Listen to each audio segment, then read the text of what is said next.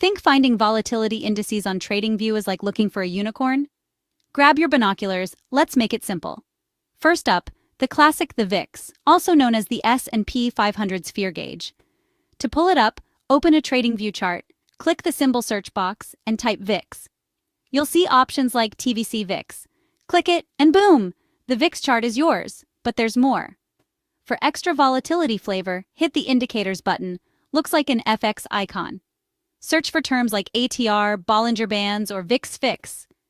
The community scripts here? They're like secret sauce for volatility analysis.